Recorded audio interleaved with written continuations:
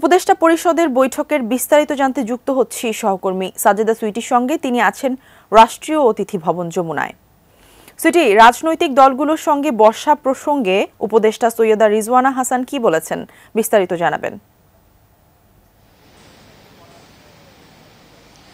ধন্যবাদ শিমু। এরই মধ্যে গত রোববার যখন ডক্টর মোহাম্মদ ইউনূস জাতির উদ্দেশ্যে ভাষণ দিয়েছিলেন, তিনি বলেছিলেন যে তারা যতদিন এই জনগণ চাবে ততদিনই তারা থাকবেন এই দায়িত্বে, কারণ এই দায়িত্বটা তারা দেশ সংস্কারের অংশ হিসেবে তারা দেশকে ভালোবেসে নিয়েছেন।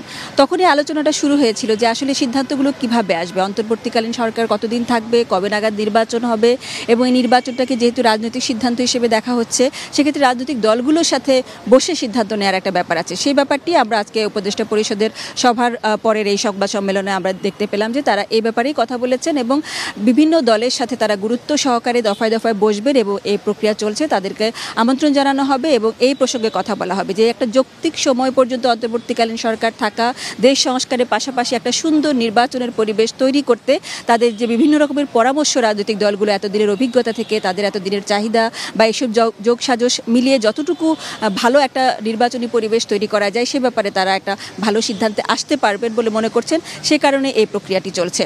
আজকের এই যে উপদেষ্টা মণ্ডলীর যে সভা, এটা আসলে নানা দিক দিয়ে গুরুত্বপূর্ণ। আমরা এরই মধ্যে নিশ্চয়ই আমাদের দর্শকরা জেনেছেন যে আগামীকাল জাতিসংঘের যে একটা আমরা দিবস পালন করি আন্তর্জাতিকভাবে, সেটি হচ্ছে গুম প্রতিরোধ দিবস। যারা গুমের শিকার, যারা বিভিন্নভাবে হেনস্থার শিকার হয়েছে, তারা বিচার চান এবং এই বিচারটা যাতে নিশ্চিত করা যায়, যাতে করে গুমের ঘটনা ভবিষ্যতে আর একটি বারের জন্য না ঘটে, সে কারণে বাংলাদেশও আজকে সেই কনভেনশনে স্বাক্ষর করেছেন। ডক্টর মোহাম্মদ ইউনূস এই কনভেনশনে স্বাক্ষর করেছেন এবং সবাই হাততালি দিয়েছেন ভেতরে, এবং ডক্টর মোহাম্মদ ইউনূস এটিও বলেছেন যে আজকে বাংলাদেশের একটি ইতিহাস রচিত হলো, কারণ এর আগে যে সরকার ছিল, যারা ছিলেন দায়িত্বে, তারা কেউ কেউ গুমকে অস্ত্র হিসেবে ব্যবহার করেছে এবং সে কারণে যেহেতু এটা একটা ভালো অস্ত্র হিসেবে তারা ধরেছেন, সে কারণে এই কনভেনশনে তারা স্বাক্ষর করেননি। আজ বাংলাদেশও একদমই মানবাধিকারকে গুরুত্ব দিয়ে এই কনভেনশনে যুক্ত হলো এবং এটা আমাদের জন্য অবশ্যই একটা ঐতিহাসিক দিন। সুস্বাদু বাদাম, তিল আর স্বাস্থ্যকর গ্লুকোজ সব মিলিয়ে প্রাণ পিনাট বার, স্মার্ট কিছু খাও।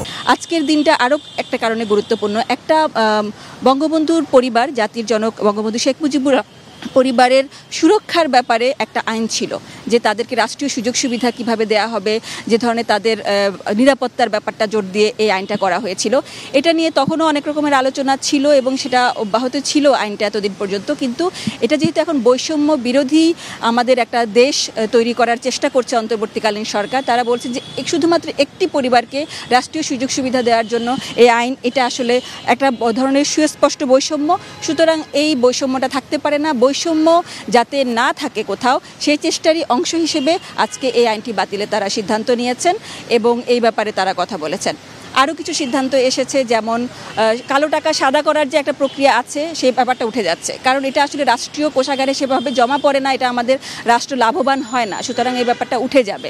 তারপরে আরও কিছু সিদ্ধান্ত এসেছে, দ্রব্যমূল্য নিয়ে সবসময় আলোচনা হয়, আমাদের সাধারণ মানুষের যে নাভিশ্বাস, এই ব্যাপারে জোর দেওয়া হচ্ছে, এই ব্যাপারটা কঠোরভাবে নিয়ন্ত্রণ করা হবে বলে তারা আমাদেরকে আশ্বাস দিলেন। তাদের উপদেষ্টা পরিষদের এ ধরনের একটা সিদ্ধান্ত এসেছে। সব মিলিয়ে তাদের এই যে আজকের সভা, এই নিয়ে যে কটা সভা হয়েছে, খুব গুরুত্বপূর্ণ কিছু সিদ্ধান্ত এসেছে এবং প্রতিদিনই আমরা দেখতে পাচ্ছি যে এই সরকার রাষ্ট্র সংস্কারের অংশ হিসেবে বিভিন্ন পদক্ষেপ নিচ্ছে, যেগুলো জনগণ এবং এই জাতি বহু বছর ধরে প্রতীক্ষায় ছিল যে এই ধরনের একটা বৈষম্যহীন সমাজ প্রতিষ্ঠা হবে। এবং এই যে যমুনায় এই সভাটি হয়েছে, কিছুক্ষণ পরে আরও দুটি পরপর কলন হবে, রাষ্ট্রীয় বিভিন্ন যে আমাদের যে কূটনীতিকরা আছেন তারা আসেন, তাদের দেশের সাথে আমাদের সম্পর্কগুলো আরও নতুন করে পুনরুজ্জীবিত করার ব্যাপারে ডক্টর মোহাম্মদ ইউনূস জোর দিচ্ছেন এবং আমরা সেই খবরও নিশ্চয়ই আমাদের দর্শকদের জানাতে পারব।